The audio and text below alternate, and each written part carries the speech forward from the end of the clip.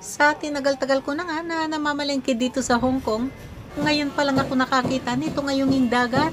Naku, ang sarap ng isdang ito. Napakalinamnam. Ipaksiw na natin to. Ang masarap na pagkakapaksiw nito, yung may liempo ng baboy. At para nga bahagyang mapalambot ang karne, maglalagay ako dito ng konting tubig. Pampalasa, timplahan na rin ng asin at saka ng konting paminta.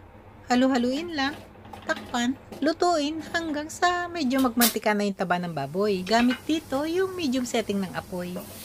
At pagka ganyan na nga yung itsura nito, yung ganyan na medyo nagmamantika, ilagay na ang luya. Patuloy lang ang pagigisa hanggang sa mapagmantika na nga ang taba ng baboy. Ngayon, ilagay na ang bawang. Patuloy lang ang pagigisa. Yan, mabango na ang bawang.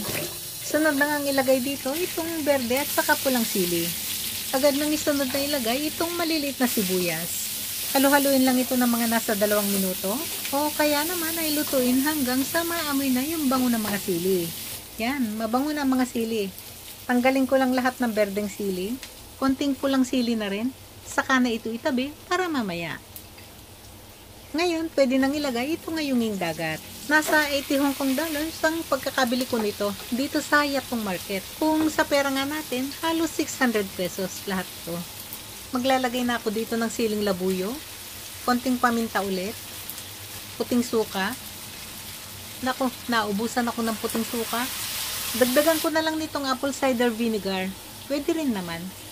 Timplahan na rin ng patis. 2 kutsara lahat to.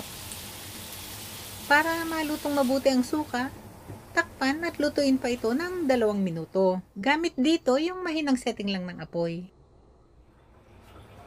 Pagkatapos nga ng 2 minuto, maglagay na ng tubig. Takpan, saka na ito hayaang kumulo. At pagkakulo, patuloy pang lutuin ng 5 minuto sa mahinang apoy. Pagkatapos nga ng 5 minuto, buhos-buhusan lang ng sabaw, yung ganyan lang itong mga nakapaibabaw na isda. Para naman masipsip din nito yung lasa ng mga rekado. Takpan ulit at lutuin ng 5 minuto ulit. Pagkatapos nga ng 5 minuto, buhos-buhusan uli ng sabaw yung mga nakapaibabaw na isda. Tikman para maihusto ang lasa. Kanyaman na. Ngayon, pwede nang ilagay yung mga siling naluto kanina. Gusto nga namin pagkakaluto nito mga sili, yung malutong-lutong pa talaga pagkakainin. Kaya lulutuin na lang ito ng 2 minuto sa medium setting ng apoy.